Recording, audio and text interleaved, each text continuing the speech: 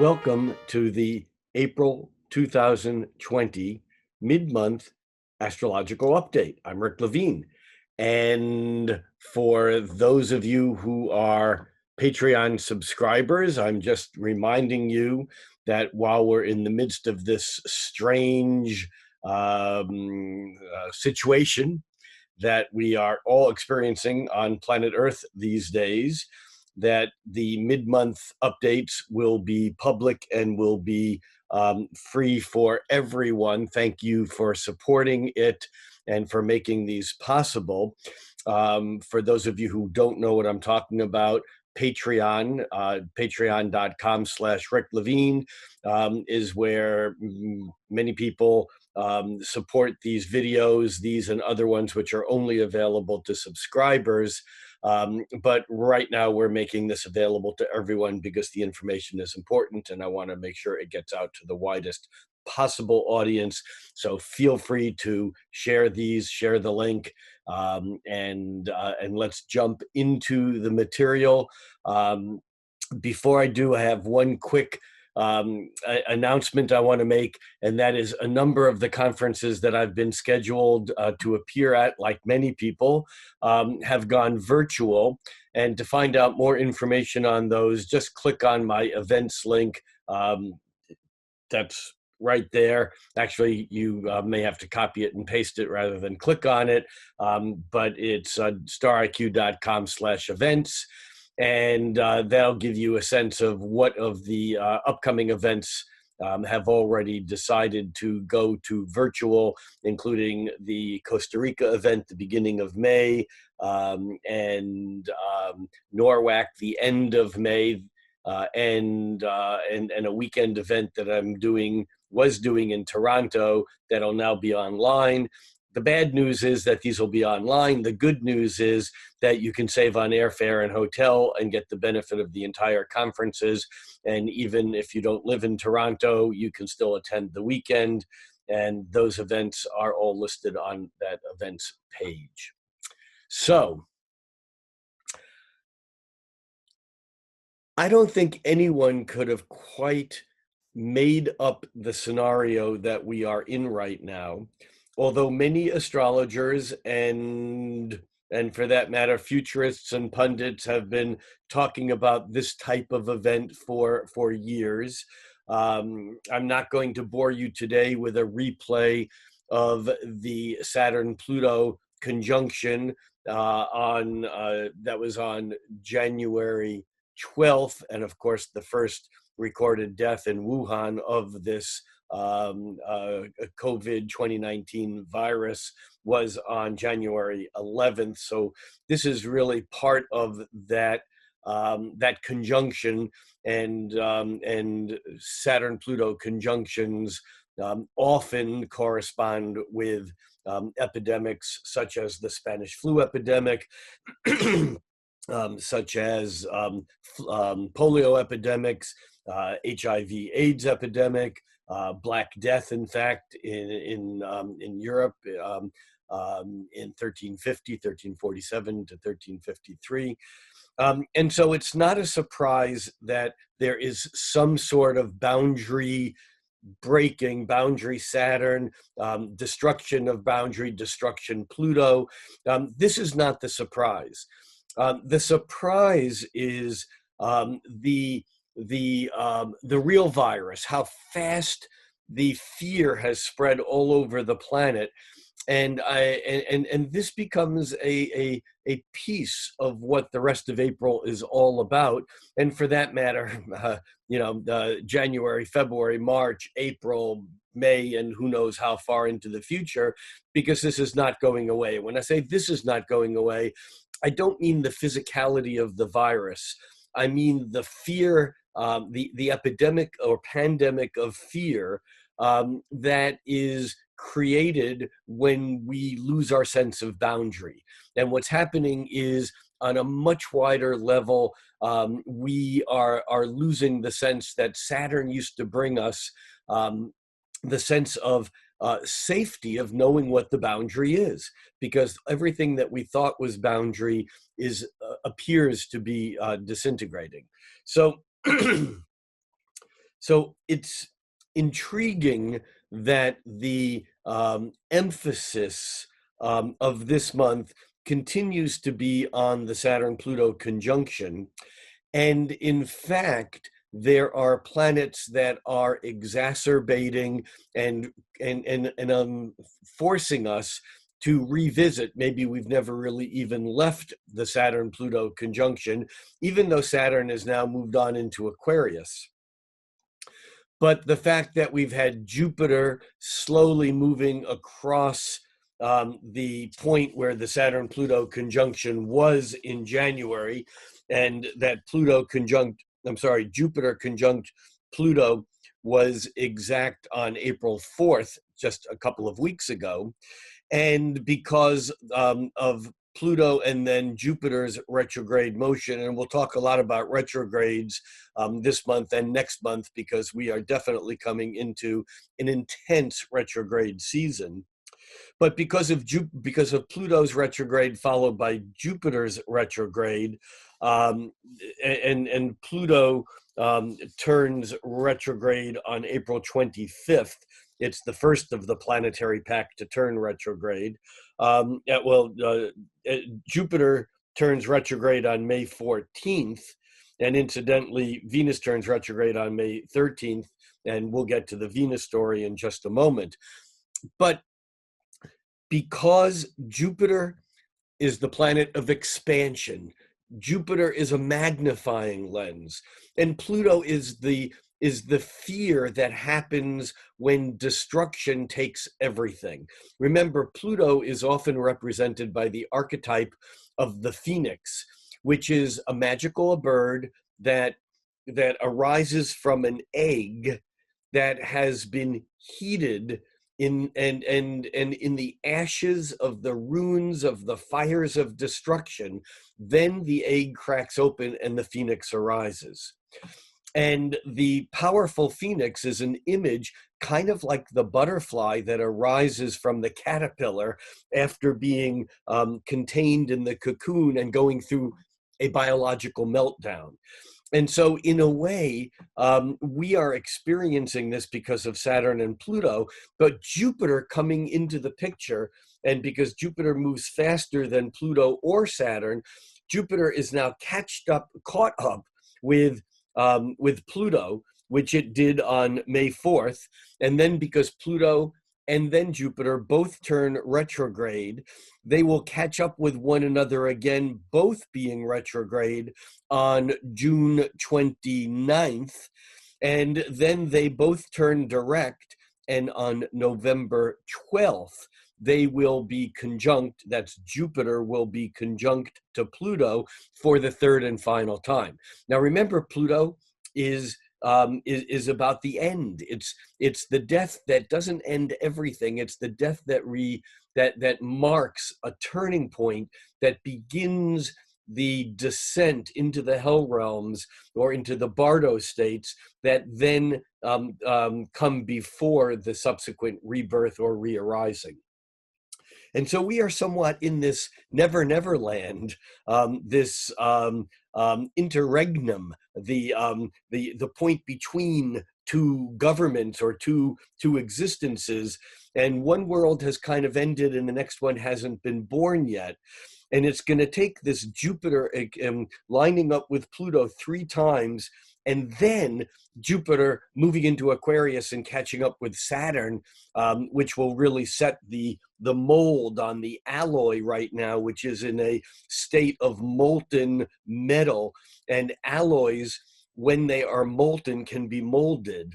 And you can have two very moldable or soft metals, like copper and zinc, for example, or copper and tin. And when you meld them together and heat them into an alloy, and they're very liquidy and can be made into anything, but when they cool, that new metal, bronze, for example, is hardened and you cannot undo the reaction. And where we are right now is in this molten state. The results, the finality has not been set, and it won't be set until we've moved through the three Jupiter conjunctions with Pluto. Remember, the first one happened already at the beginning of April, the second one the end of June, and the third one the middle of November.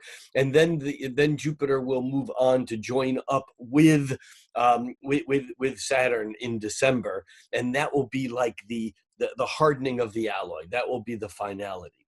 So the reason why we're making this point is that when we have a planetary connection like Jupiter and Pluto that is largely defining 2020, because it's occurring in April, June, and November, and it's occurring at 24 degrees back to 22 degrees when on the third time, but at that 22 to 24 degrees.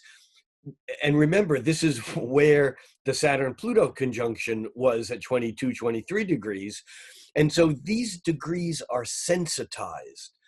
And all year, when planets that move faster than the Jupiter, Saturn, and Pluto, as these planets, the moon moving around the zodiac once a month, and the other planets that are certainly slower than the moon, the sun, Mercury, Venus, and even Mars, when these planets make hard aspects to that 22 to 24 degree point in Capricorn, the events are going to be stirred up again and again and again. Now remember, the moon will reach 22 to 24 degrees of a cardinal sign, that's Capricorn, or squaring it from Aries, or opposing it from Cancer, or squaring it again from Libra, and then conjuncting it from Capricorn. The moon will do that once, in effect, once a week.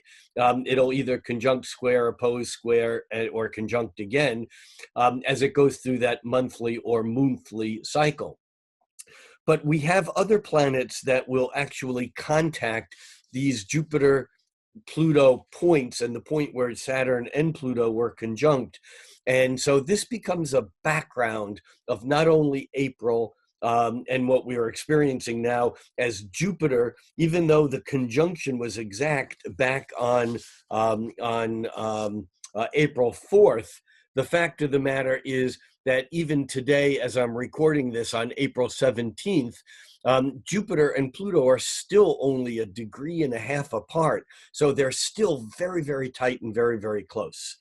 So we're going to look at that, and we're going to look at aspects to those points.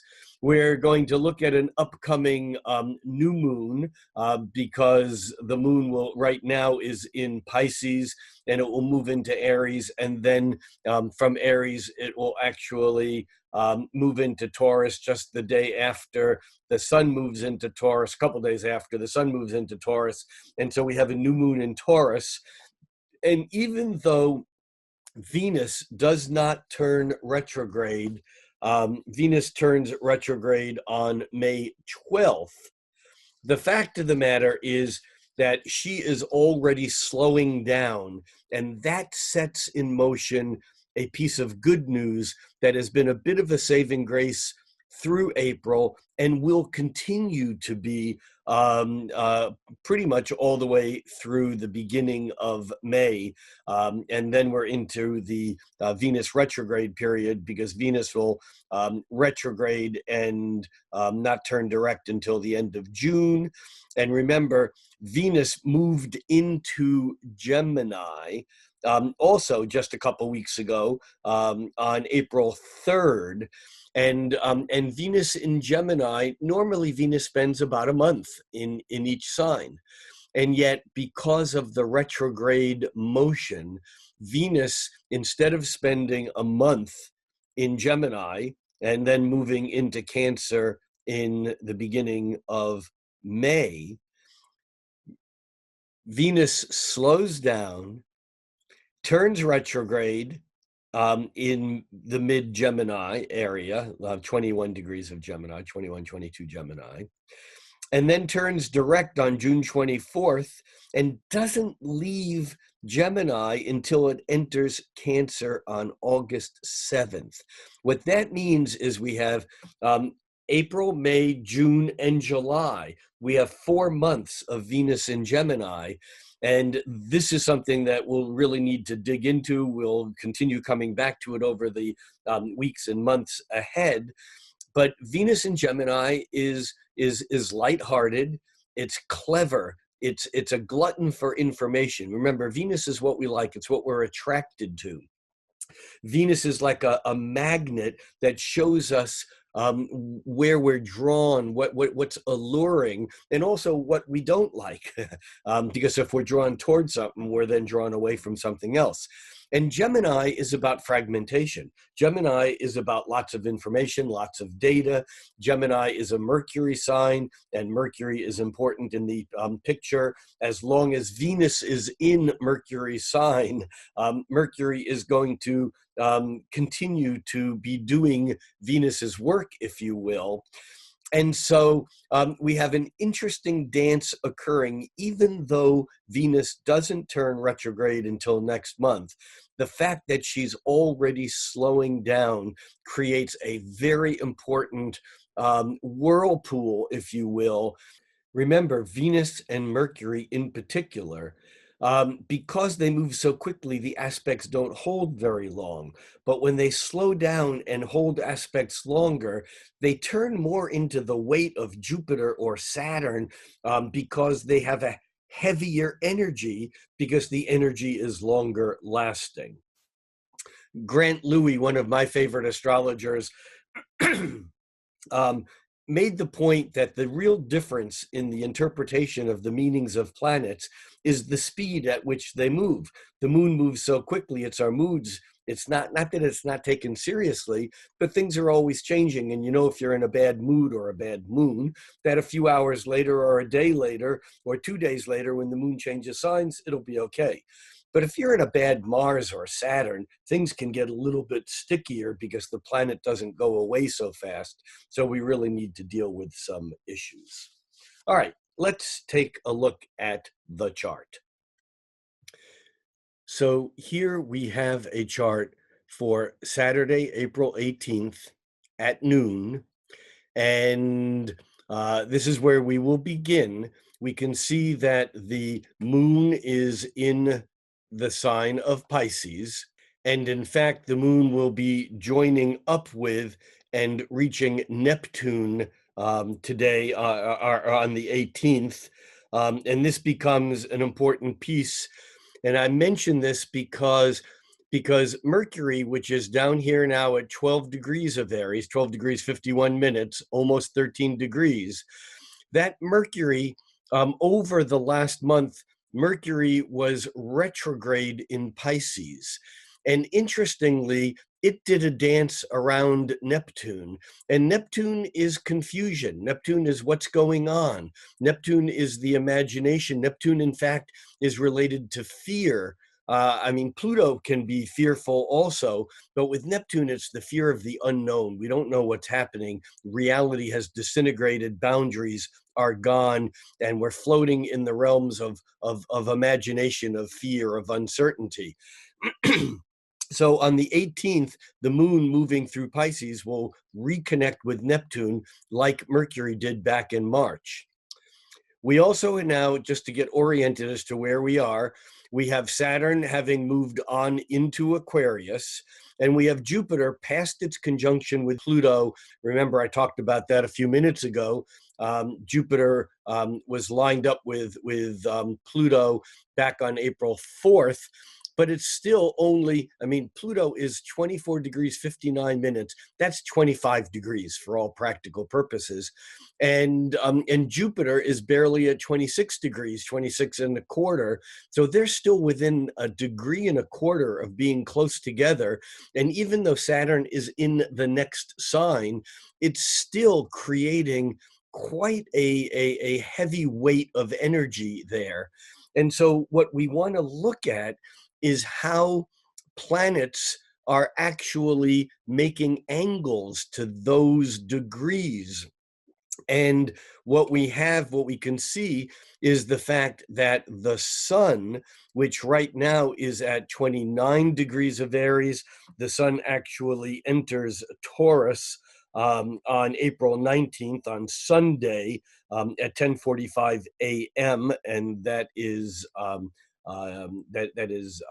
Eastern time.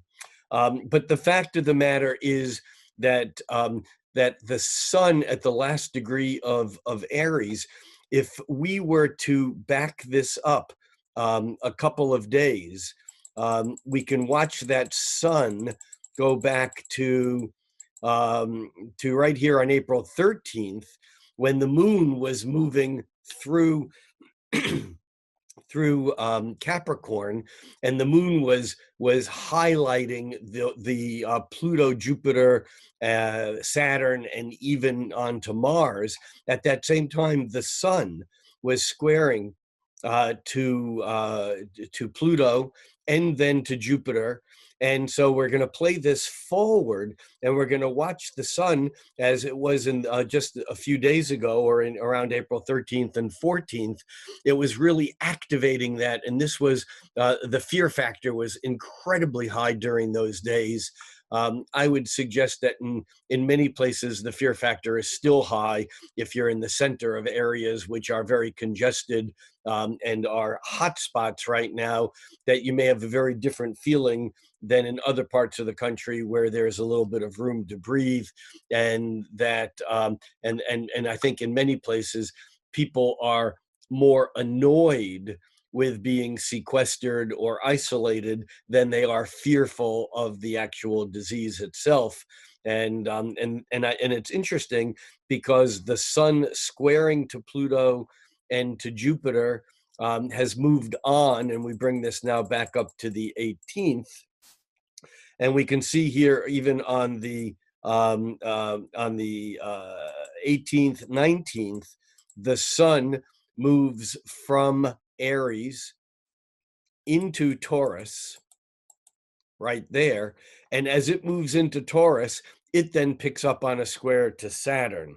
And that and the sun square, the sun moves into Taurus on the 19th, and the actual square to Saturn actually occurs on the 21st, on Tuesday. But I think here, rather than being fearful, we're going to see some real obstacles, because when the sun bumps up to that square to Saturn, it's no longer about the inflation. It's no longer about even the uncertainty, even though the moon is still in Pisces and we're getting some of that played back. The fact of the matter is that as that sun moves to the exact square, right there, 1 degree, that's close enough, on April 21st, the early in the day, the sun makes the square to Saturn, and it's basically a feeling like we now know what the truth is, and we now need to deal with it. And the truth here is a slippery thing, and this is part of the peculiarity of what's gone on, or what's going on, and that is because there is no one truth. In a way, with that Mercury dance, that retrograde Mercury dance with Neptune and Pisces, and everything else with Pluto being so involved and so active, part of what's going on is that no one has the truth. Even those people which are supposed to have the truth, even those people who are in charge, are not in charge, because the truth is not what they thought it was. Even those who are how do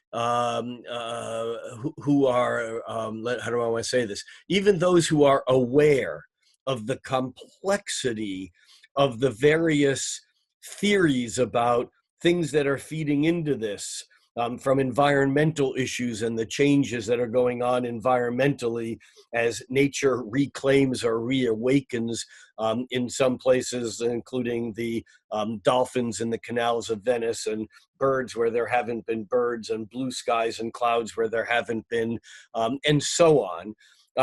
Even bringing that into the picture, bringing the whole issue of electromagnetic pollution, whether it's Wi-Fi, or cell phones, or now 5G, because the antennas are so much more concentrated. There are so many more of them.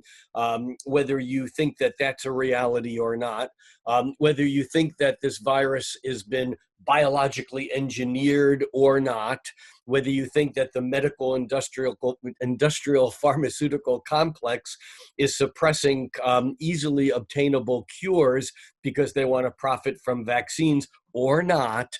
And again, my point here today is not to stir up your belief for or against any of these things.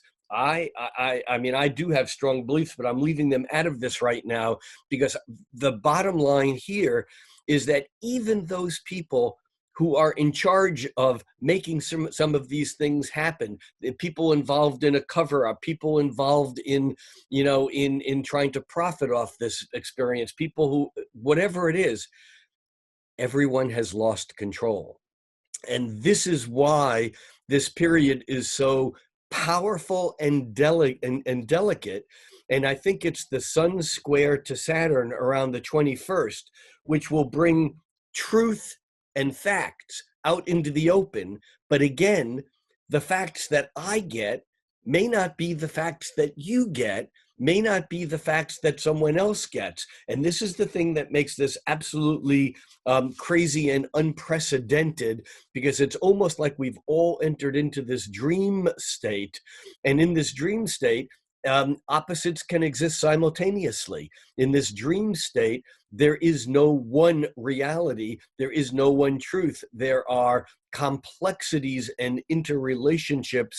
And here we now go back to the Venus in Gemini, because that Venus in Gemini is digging on the fact that so many different pieces of the puzzles are being connected. Remember, Gemini just likes to connect the dots. That's what Gemini likes to do. Mercury, as a function of Gemini, as opposed to a function of Virgo, in Virgo, Mercury likes to know which dot is important and focus on that. But while Venus is in Gemini, we're more excited about all the information that is available and that's coming out.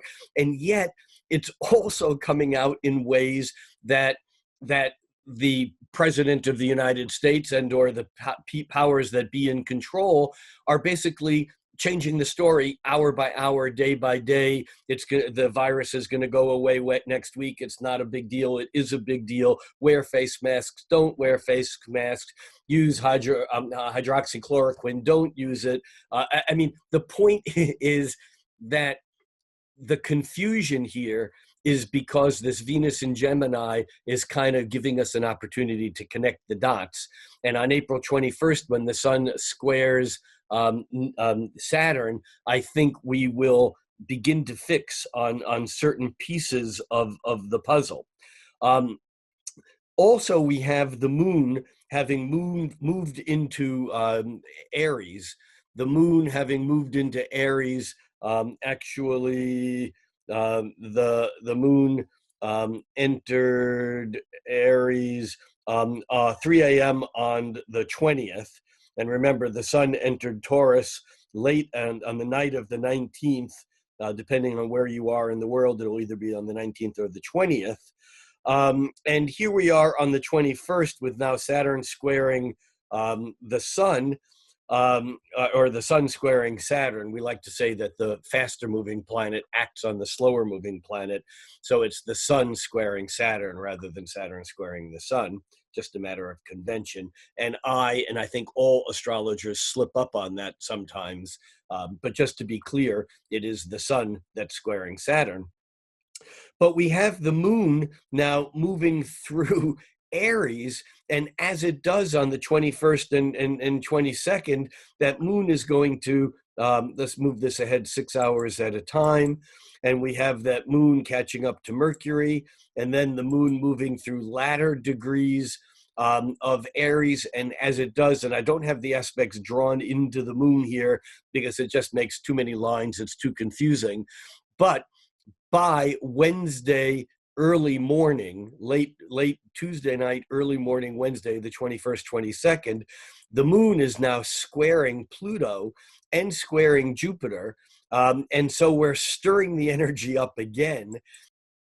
the moon actually moves into Taurus on April 22nd at 3:35 p.m.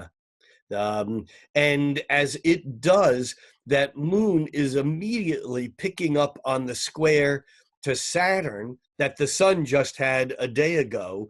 And the moon has now entered into the phase that we call the dark of the moon, because the moon is lost in the sun's rays. It's going to be a new moon. And let's run this ahead just an hour at a time so that we can get to the actual new moon. We are now looking at the exact new moon chart. The new moon is at 7:25 Pacific time. That's 10:25 Eastern daylight time. And the new moon is at 3 degrees of Taurus in 24 minutes.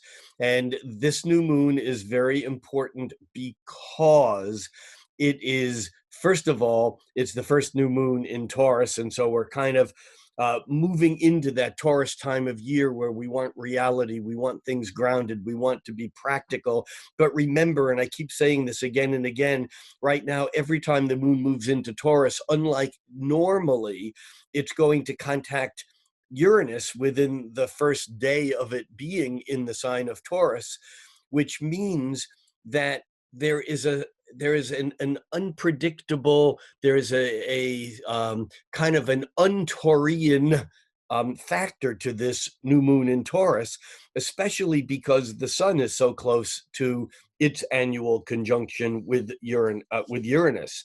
So we have the new moon on April 22nd, and we actually have the sun's conjunction. Let me move this ahead a day at a time.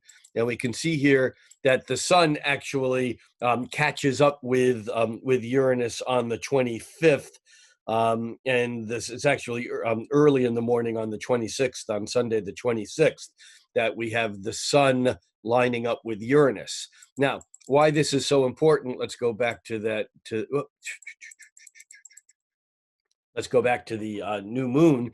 Is that this new moon, within 6 hours after the moon is already joining up with Uranus.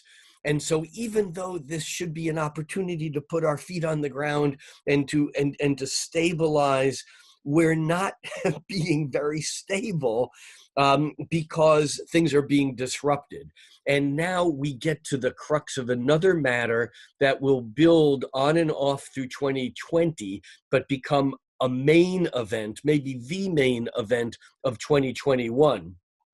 And that is, if we back this new moon up just a few hours, as the moon moves into Taurus, before it gets to the sun, before it comes around to joining up with Uranus, it forms an exact square with Saturn in Aquarius. Saturn in Aquarius, the moon, that's a fixed sign. The moon in Taurus, a fixed sign. But all of a sudden, the moon and Saturn are duking it out. And we feel like we're trying to stabilize in a way that's simple, that is individual, that has to do with my stuff, because Taurus is the things that I have ownership of, my life, my possessions, my world, if you will. And yet Saturn in Aquarius is saying, no, but the reality has to do with your relationship to the larger spectrum, to the community, to the whole. And so there's some real stress or tension here. And the moon moving from its square to Saturn to the conjunction to Uranus brings on the understanding that as Saturn moved into Aquarius, it is also toying with a square to Uranus that, because of retrograde motion, does not become exact until next year, until 2021. But it's within 5 degrees of it, 4.5 degrees already. And so we're already feeling Saturn. This is the fact. This is the realities. This is what we need to do. This is our responsibility. Uranus, how are we going to deal with that? We're going to blow it up. We're going to make things crazy. We're going to go into some place where we've never been before, even though Taurus doesn't want to. But it's like earthquakes or life quakes with Uranus and Taurus. When Uranus was in Aries, change occurred easily all the time because there was no resistance, because it was just fire. It was in the moment. Fire burns differently, moment to moment. But with Uranus and Taurus, change occurs much more dramatically and much less often. Why? Think of how a fire changes compared to how a mountain of granite changes. A mountain of granite changes when it's stressed. It actually ends up fracturing, breaking, and creating an earthquake. And so Uranus in Taurus is going to produce maybe less changes quantitatively than Uranus and Aries did.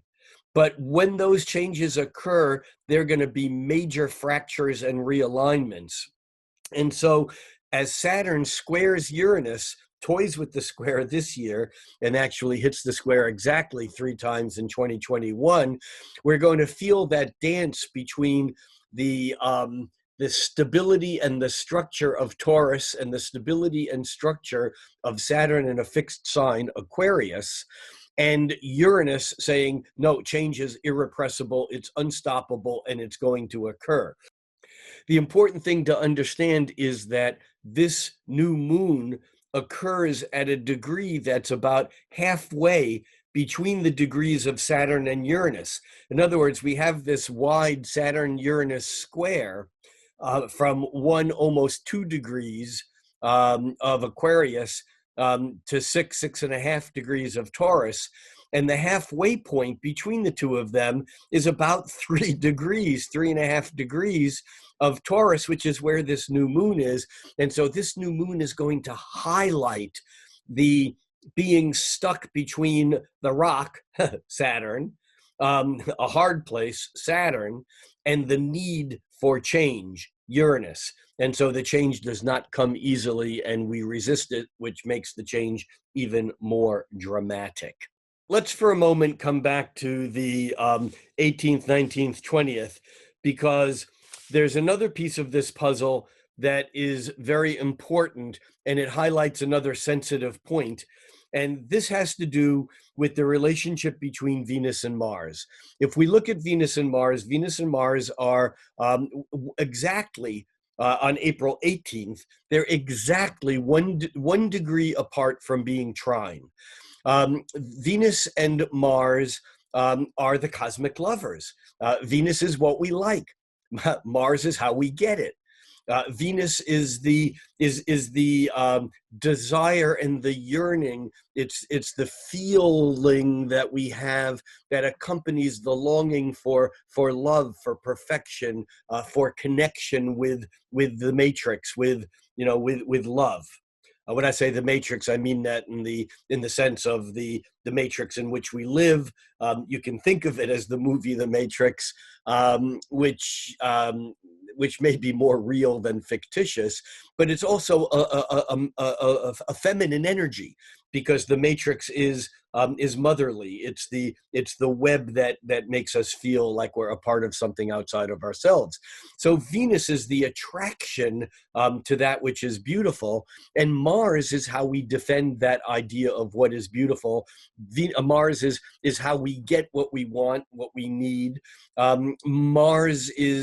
Venus is the lover and Mars is the warrior. Well, actually, they both have a lover and a warrior aspect to them, but we find that Venus and Mars trine normally lasts for only a couple of days.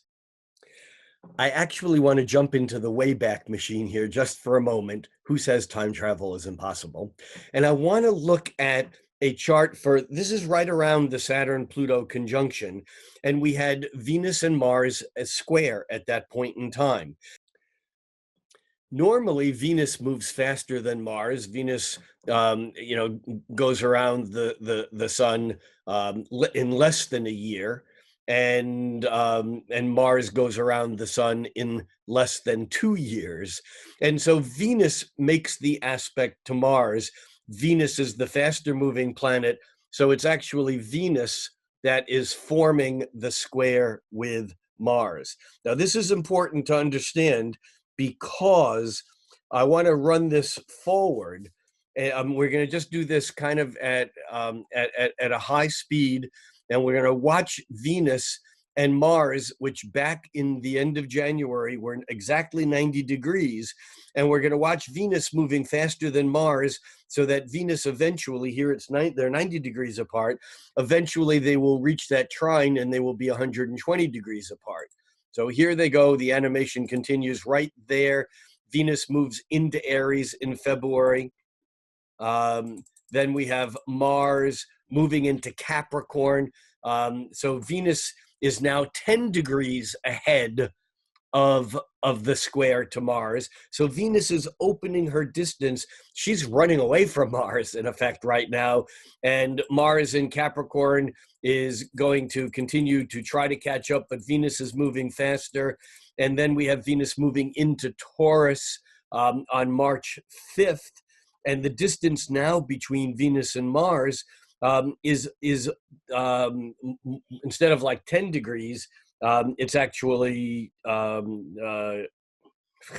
where's my math? It's actually 18 degrees. I totally brain spaced there. So here we have Venus 18 degrees ahead of Mars. They no longer can be said they're in square.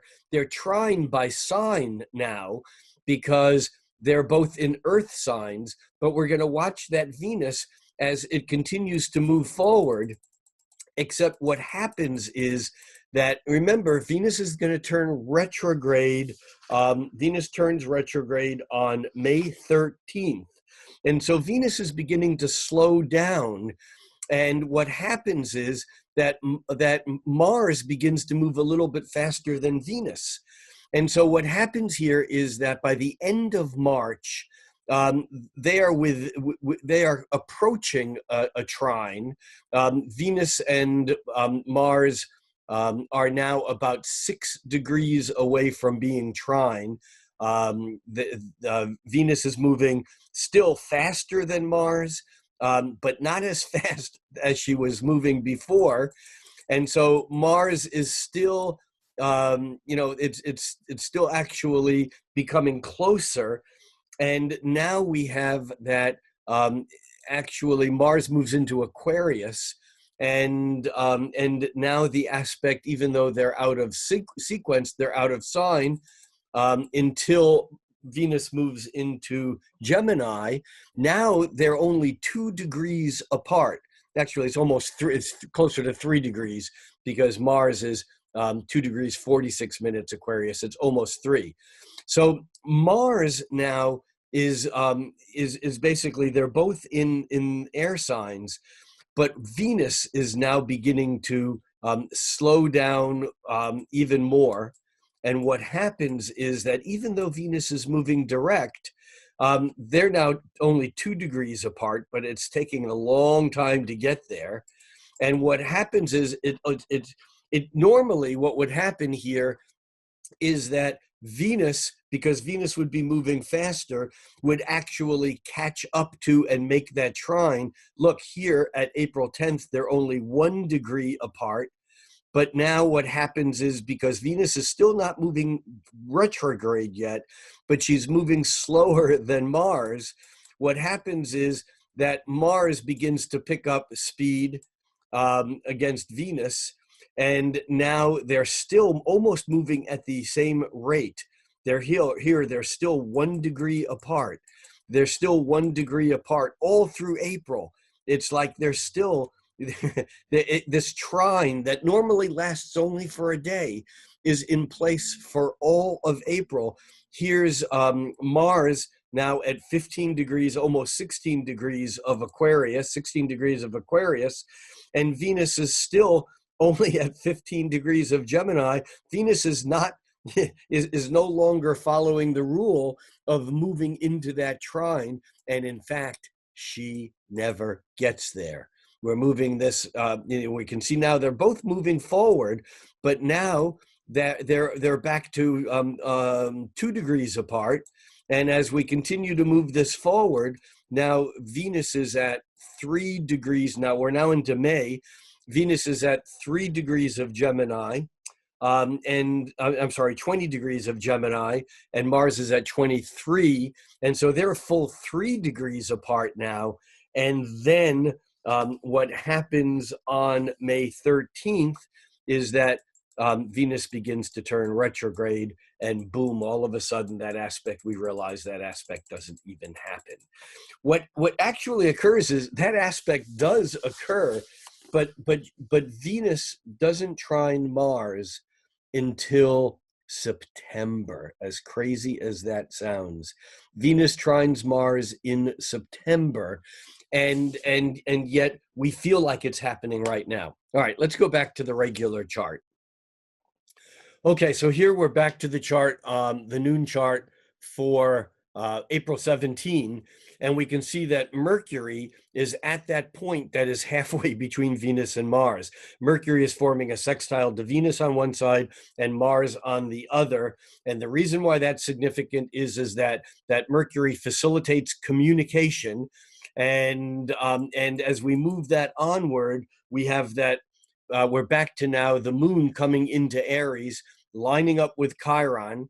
And that moon now, as it catches up to Mercury, the moon goes through that point where it makes the sextiles. This is on April 20th, 21st, when the moon actually makes those sextiles to both Venus and Mars.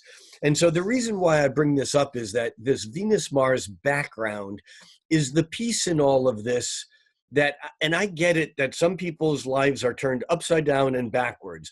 A lot of people are going through a crisis that they may not recover from, or that if they do, it'll be very different.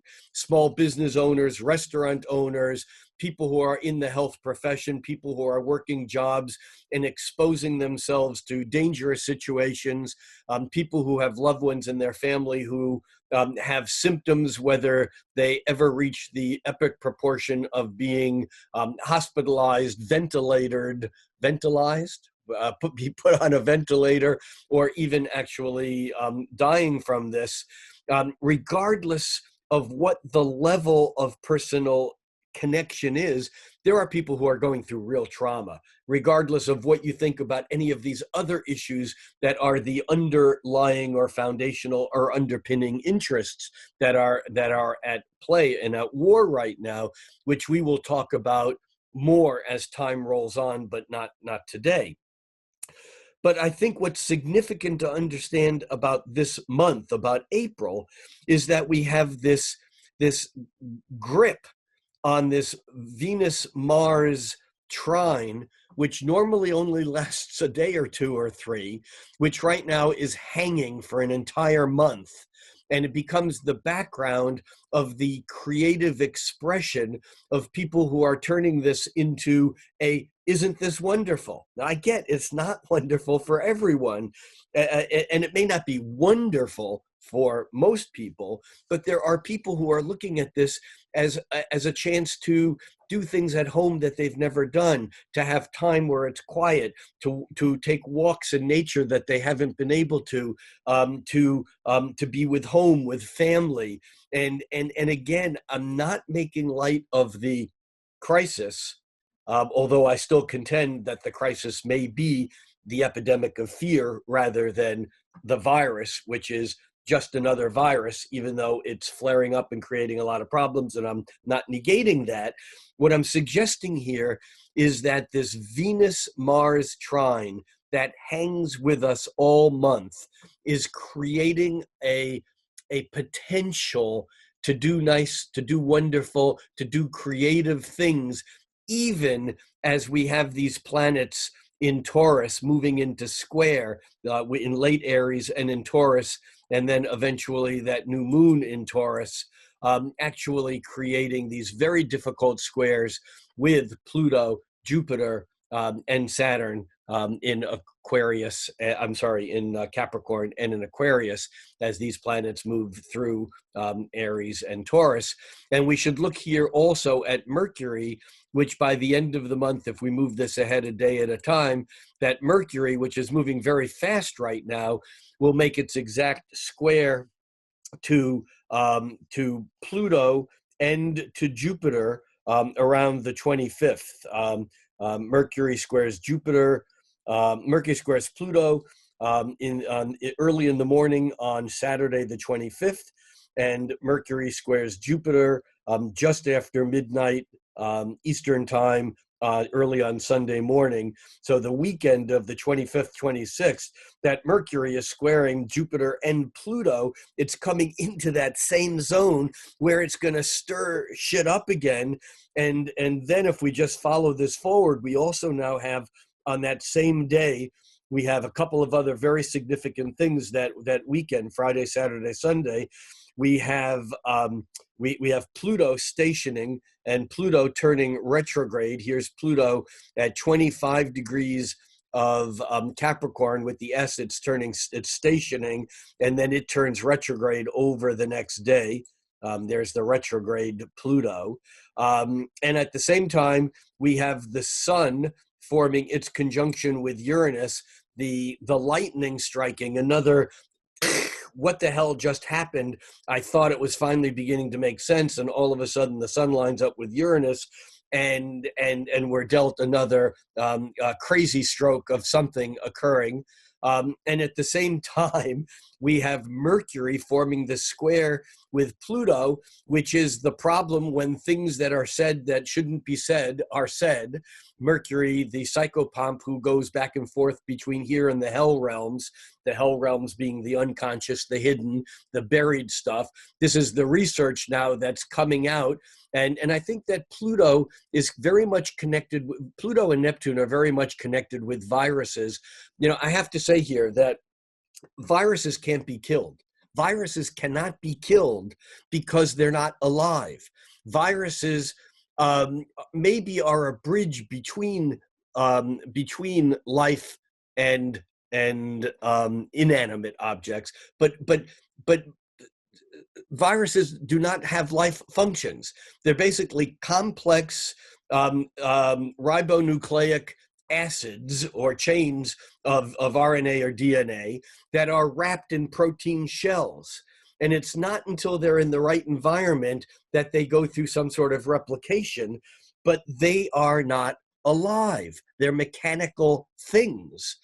And so the plutonic aspect of viral epidemics or viral pandemics is very significant, but Pluto has to do with those things which are destructive and unknown and hidden.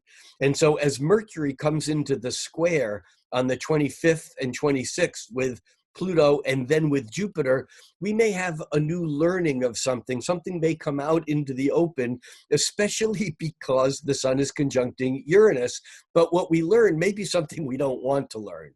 So that's just another piece of all of this. By the way, the Moon also moves into Gemini early in the morning on Saturday, the 25th. And as it does, it's heading towards its conjunction with Venus. Let's move this ahead another day, and we can see the Moon having just crossed Venus and therefore making a trine with Mars, which on one hand, again, gives us this smoothing of the energy, this creation, this ability to make good out of a difficult situation. But at the same time, we have Mercury in the last degrees of Aries, having just squared Pluto, another expansive, kind of something coming into the open. And yet when we watch that Mercury, then Mercury changes signs. Mercury moves into Taurus. And by the 28th, we have in the afternoon, East Coast time, 1:27 p.m., Mercury makes that square to Saturn. Mercury actually enters Taurus the day before, on Monday, the 27th. And on Monday, the 27th, we also have the moon moving into Cancer. And so things go a little bit deeper here. And yet when Mercury moves into Taurus on Tuesday, the 28th, and when it squares Saturn on the 28th, it's like, again, the facts hit a wall. Something isn't making sense. We learn something new. It's something, all of this is about communication, but there's also, when Mercury squares Saturn, there's resistance. If we think we know what's going on, it's going to be hard for us. In fact, those people who think they know the truth might need to discover at this point in time that the truth isn't what they thought it was. And that becomes an underlying theme here again and again and again. By the way, also as we approach the end of the month, and even going back to that, to the moon on the 25th, 26th, moving through Gemini, we're bringing something else up here, and that we don't get to until next month. But we have the moon making a square to Neptune, which means that Venus is also moving towards squaring Neptune.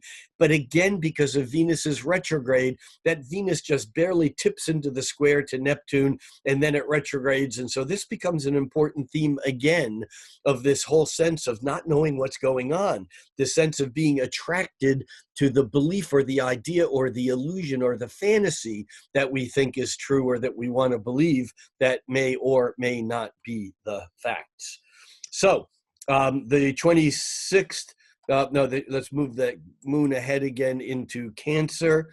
The moon actually enters Cancer at 1:27 p.m. Eastern time.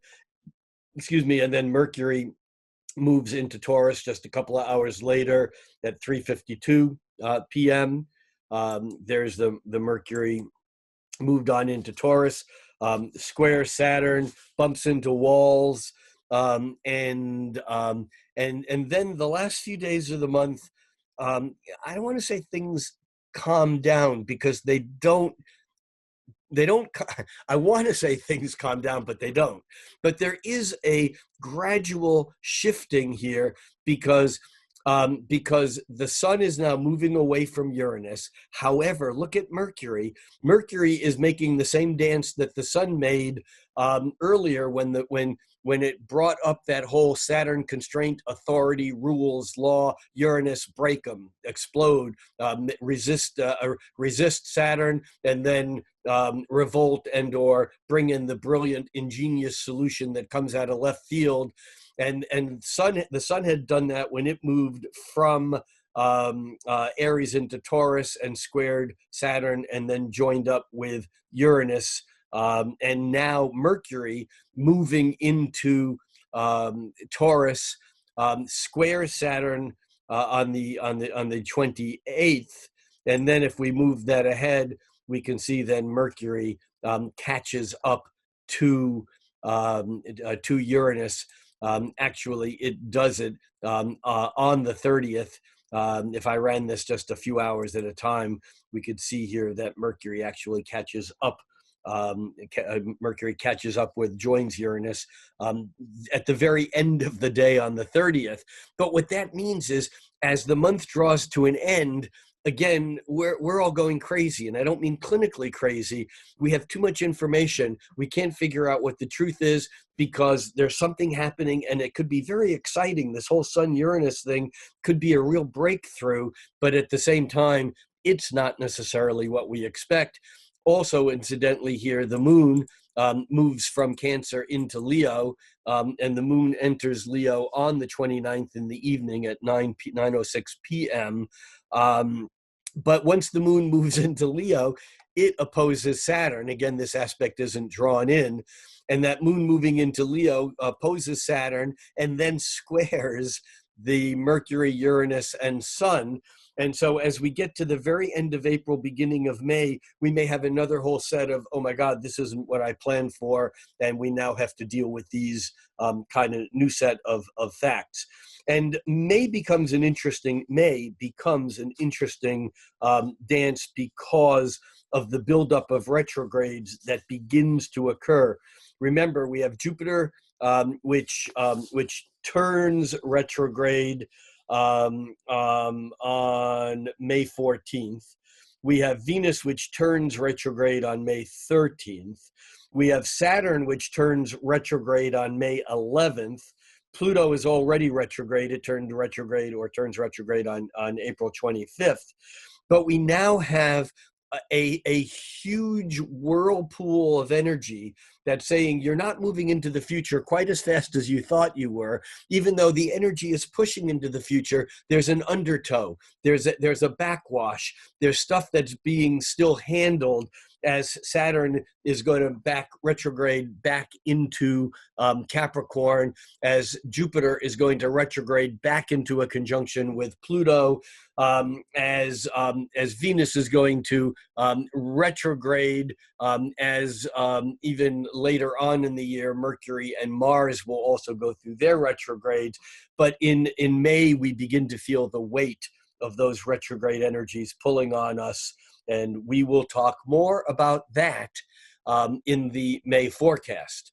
So I know that was a lot of astrology, but I think it's real important for those of you who know enough about astrology to follow some of these details, because it's not just about the hour by hour things that go on. It's not only about one particular aspect. In my monthly overviews, in my mid-month updates, even though I tend to drill down a little bit more on the mid-month updates, what I really want to get across is the fabric in which these transits are unfolding.